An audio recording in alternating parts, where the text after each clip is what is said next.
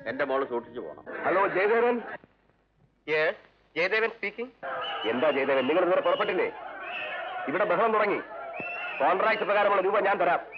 നിങ്ങൾ പാടിയില്ലെങ്കിൽ ഞാൻ case file ചെയ്യും. പേടിപ്പിക്കാതെ. ഞാനും നിങ്ങളും തമ്മിലുള്ള കോൺട്രാക്ട് ഇന്നലെ കൊണ്ട് തീർന്നു. അത് നിങ്ങൾ ശ്രദ്ധിച്ചില്ല.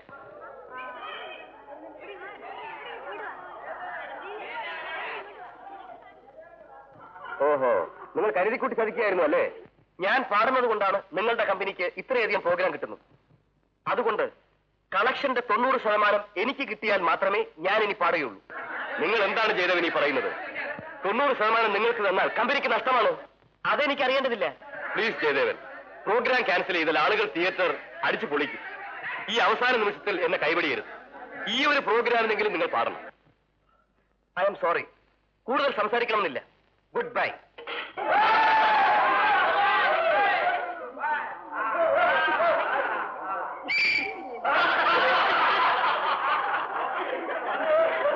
മിസ്റ്റർ ശംഭു, ഞാൻ ആ കുഴപ്പത്തിലായി. ഞാൻ എന്ത് ചെയ്യണം? ജയദേവൻ എന്നെ ചതിച്ചു. നിങ്ങൾ എന്നെ ഒന്ന് രക്ഷിക്കണം.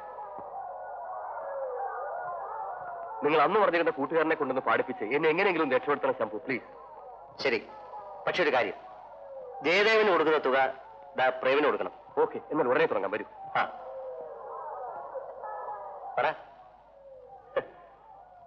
ലേഡീസ് ആൻഡ് ജെന്റിൽമെൻ, ക്ഷമിക്കണം, ഇവിടെ ഇന്ന് പാടാമെന്നേറ്റ്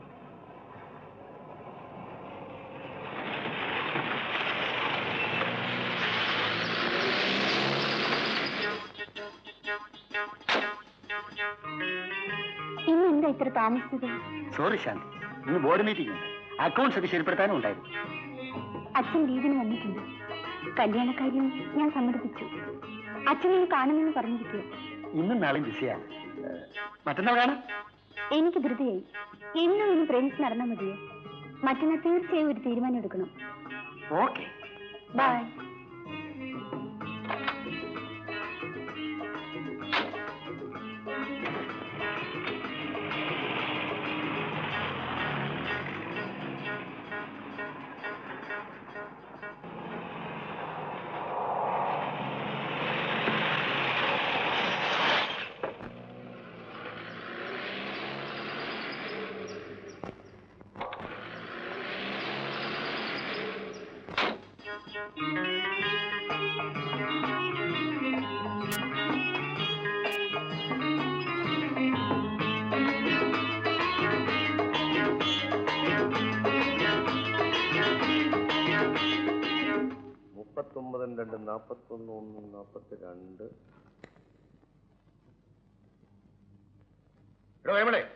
ഇന്നെന്താ 15 മിനിറ്റ് താമസിച്ചാ വന്നിരിക്കുന്നത്?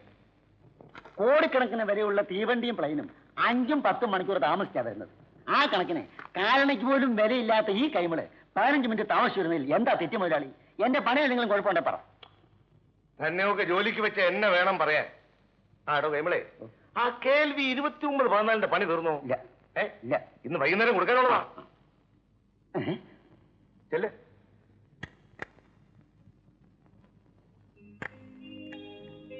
Good morning sir. Good morning.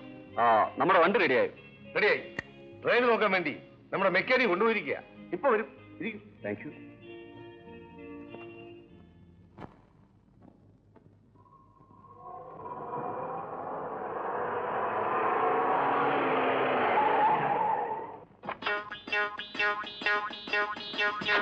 ക്ഷേത്രക്കടവ് junction വരെ പോവും. ആരെങ്കിലും ഉണ്ടോ? ബസ് ചാർജ് എന്ന് വെച്ചാൽ മതി.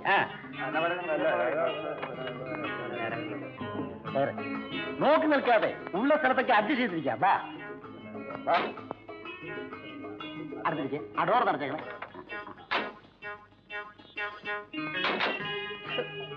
പുരികത്തിലാണോ കുടവച്ച് കുത്തുന്നത്? ഈ തള്ളകളെ പിന്നെ കണ്ണു നോക്കി കുത്താൻ പറ്റുമോ? ഏറ്റവും നീങ്ങിയിരുന്നത്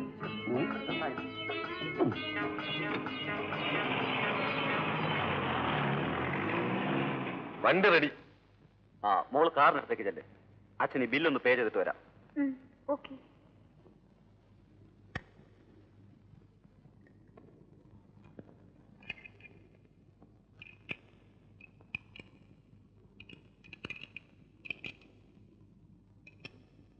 ഇപ്പൊ വണ്ടിക്ക് ഒരു കുഴപ്പമില്ലല്ലോ. Perfect condition.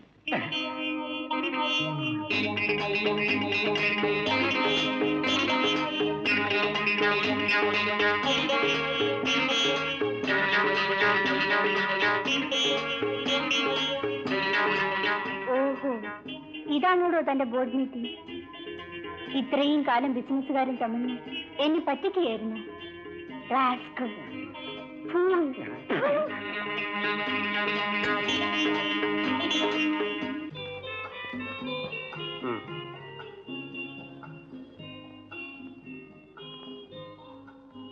ഇങ്ങനെ നീ സ്റ്റേജിൽ കയറിയ ഒറ്റ നോട്ടത്തിന് ഏത് പെണ്ണും വീഴും.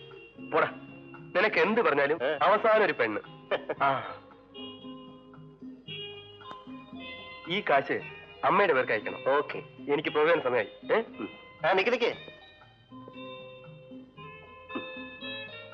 Wish you all the best. Thank U.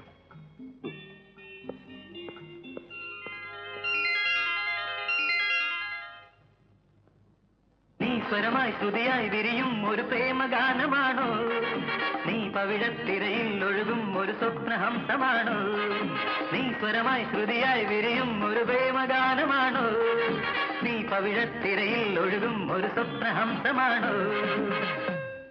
മാനോടൊത്തു വളർന്നു വരുന്നൊരു ആശ്രമകന്യകയാണു നീ. രാഗവിഭഞ്ജിക മീട്ടി വരുന്നൊരു സ്നേഹസ്വരൂപിണി നീ.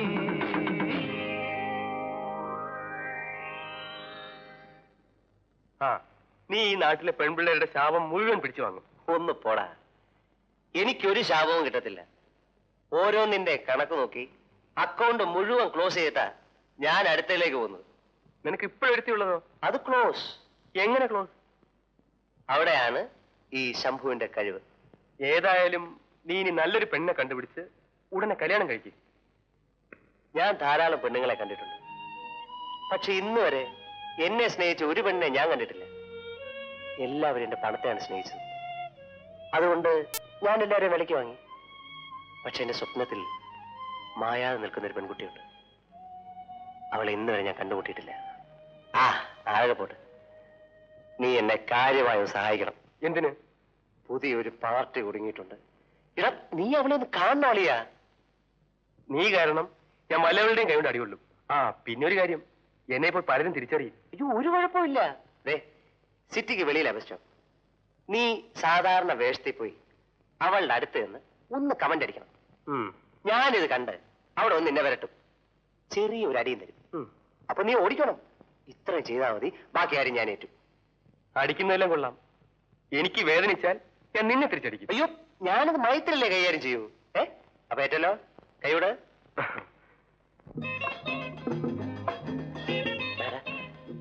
നിൽക്കുന്ന പാർട്ടി നീ പോയി അവൾ തൽപ്പം അശ്ലീലോ കടിക്കും.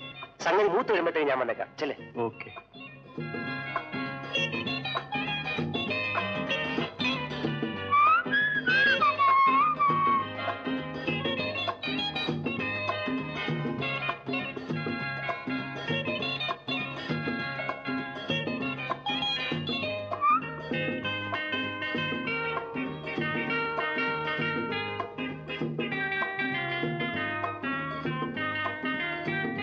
സുന്ദരിയാണെങ്കിലും കാന്താരിയാണല്ലോ.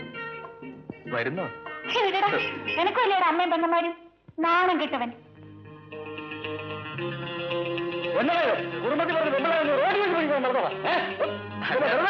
ബസ് സ്റ്റാൻഡ് സമയം.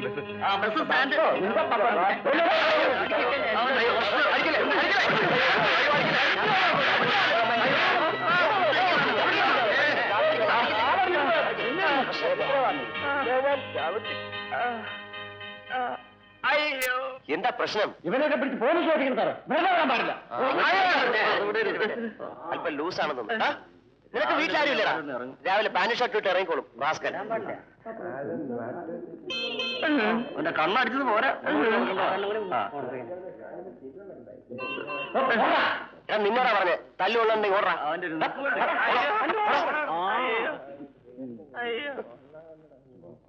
സിസ്റ്റർക്ക് ഒന്നും പറ്റിയില്ലല്ലോ. പോട്ടെ. അയ്യോ അയ്യോ അയ്യോ, ഐ എം സോറി. ഞാനപ്പോ അവിടെ വന്ന് അങ്ങനെ ചെയ്തില്ലായിരുന്നെങ്കിൽ നിന്നെ അവർ പോലീസ് സ്റ്റേഷനിൽ കൊണ്ടുപോയാനെ. ഏതായാലും നിനക്ക് സമാധാനമായല്ലോ. മേലിൽ ഈ പണിക്ക് എന്നെ കിട്ടൂല. നീ വളയ്ക്കോ തിരിക്കോ ഓടിക്കോ ചെയ്തോ. അവന്റെ ഒടുക്കത്തെ ഒരു ഐഡിയ. കൊക്കിന് വെച്ചത് ചക്കിന് കൊണ്ടുപോലായി പോയി.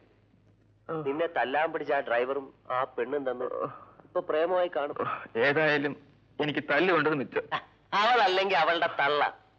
എന്തായാലും നടന്നത് നടന്നു. നീ ഇങ്ങനെ ഇവിടെ കിടന്നാലേ നിന്റെ പ്രോഗ്രാം ക്യാൻസൽ ആയി പോകും. എന്നിട്ട് വേഗം പോവാൻ നോക്ക്.